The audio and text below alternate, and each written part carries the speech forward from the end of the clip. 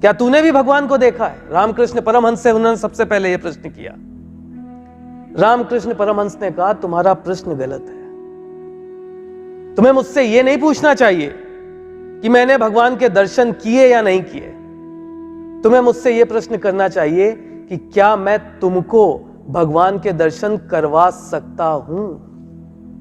क्या मैं तुम्हारे अंदर वो दृष्टि उत्पन्न कर सकता हूं जिससे तुम भगवान के साक्षात दर्शन कर सको? क्योंकि जब तक तुम स्वयं भगवान के दर्शन नहीं कर लोगे, तुमको किसी की बात पे भरोसा नहीं होगा कि व्यक्ति का अस्तित्व कितना भारयुक्त है। इसके लिए तुम्हें अपनी दृष्टि उत्पन्न करनी पड़ेगी और वो होगी विनम्रता से। तुमको मेरा शिष्य बनना पड़ेगा, जो मैं कह रहा हूं वो करना पड़ेगा। तब वो दृष्टि पैदा होगी जब तुम स्वयं उनके दर्शन करोगे और मुझे उनका दर्शन करते हुए देखोगे। ये प्रयास, हम किसी भी चीज को नकार दें। जिस व्यक्ति को अचानक से एक शब्द कान में सुनाई दिया और वो शब्द सुनने के बाद वो व्यक्ति बेचैन हो जाता है, दूसरे दिन सोता है, उसको लगा कि उसके कान में किसी तरीके से उसको कुछ भ्रम हुआ होगा। अचानक से दूसरे दिन उसके कान में फिर वही शब्द सुनाई देता है। वो परेशान हो जाता है, वो डॉक्टरों के पास जाता है। डॉक्टर कहते हैं आप बिल्कुल फिट हैं, किसी तरीके कोई बात नहीं आपको। लेकिन बार बार उसको वो शब्द सुनाई देता है कि प्रयास करो, प्रयास करो, प्रयास करो। और जिस दिन वो व्यक्ति प्रयास करता है, उस दिन उसको वो शब्द सुनाई नहीं देता। अब इस घटना को आप क्या कहेंगे? कहीं ना कहीं से वो विवश, अचानक से भौतिकता में लिप्त एक व्यक्ति घर बार छोड़ करके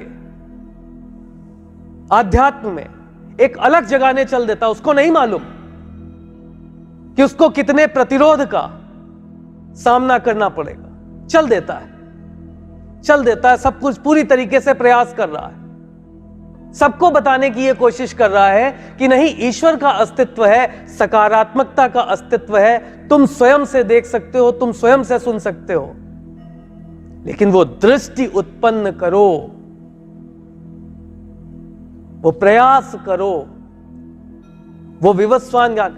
ऐसे क्यों होगा किसी को भी स्वीकार्य कि एक पुस्तक में अगर लिखा है श्रीमद् भगवद गीता में, तो वो चीज बिल्कुल सत्य हो सकती है। जब आप उसे स्वयं से देखेंगे, स्वयं से सुनेंगे, तब तो सत्य मानेंगे। और जब आप उसको स्वयं से देखकर, स्वयं से सुनकर सत्य मान लेंगे, फिर यदि उसको कोई झूठ कहेगा तो भी आपका विश्वास नहीं डिगेगा। मैं बस ये प्रार्थना लेकर के आया हूं, यही प्रार्थना है कि एकाग्रता से, आध्यात्म से, समर्पण से, विनम्रता से एकांत में बैठकर थोड़ी देर उन शब्दों को सुनने का प्रयास कीजिए। निश्चित सुनाई देंगे, निश्चित सुनाई देंगे। इसकी एक प्रक्रिया है, एक तरीका है। बहुत अच्छा काव्य लिखा है, बहुत अच्छा काव्य लिखा है, और उसको जो पढ़ लेता है, उस काव्य को पढ़ने के बाद व्यक्ति सरस हो जाता है, उसको बहुत अच्छा लगने लगता है, सारी चीजें सही। लेकिन यदि वर्णमाला नहीं आती तो आपके लिए वो काव्य रखा रहेगा।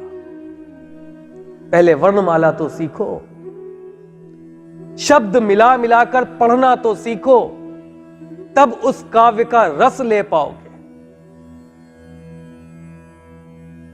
ये एक आधार है, विश्वास ज्ञान का आधार है, आध्यात्म ज्ञान का आधार है। हो सकता है आपकी विवेचना मेरी विवेचना से कई हजार गुना अच्छी हो।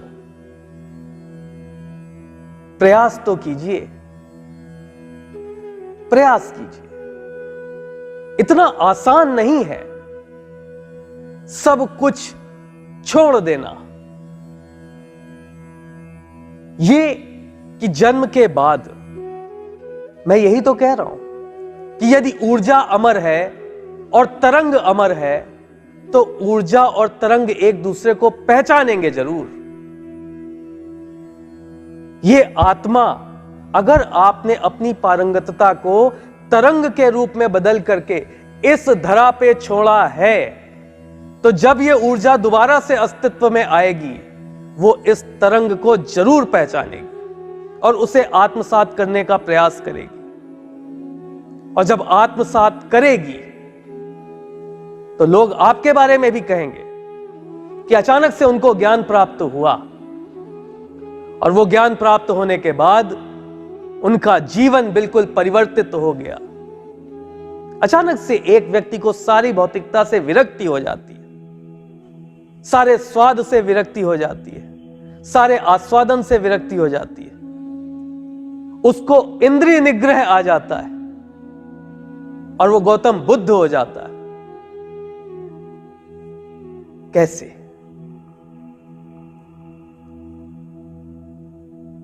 एक अवधारणा है, और अवधारणा तभी आप समझ पाएंगे जब इस अवधारणा को समझने की वर्णमाला का ज्ञान होगा।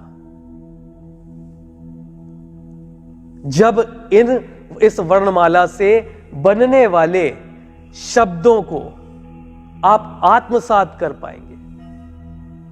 विवस्वान ज्ञान बहुत दूर की बात है, बहुत दूर की बात है। पहले व्यक्ति मन, मस्तिष्क एवं अहंकार को समझ ले।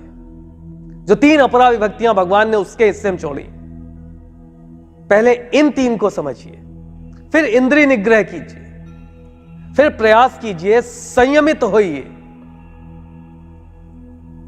मनसा वाचा कर्मणा संयमित होइए। धीरे धीरे धीरे धीरे करके आपका ज्ञान, आपकी शीतलता इस वातावरण से संलयित हो जाएगी, रिजोनेट कर ले जाएगी। और जब संलयन हो जाएगा, जब संलयन हो जाएगा, तब आपको किसी भी ऐसे व्यक्ति की आवश्यकता नहीं पड़ेगी जो आपको विश्वास दिला पाए। आपको स्वयं से विश्वास होगा कि नहीं, ये है, मैं इस चीज को जानता हूं। और ऐसा कोई व्यक्ति यदि आपको मिलता है तो उसका यथोचित सम्मान होना चाहिए। सम्मान, देखिए, समाज इस ओर जा रहा है। आप अपने युवा वर्ग को देख लीजिए, आप किसी भी चीज को, किसी भी देश की बात करिए, हर देश की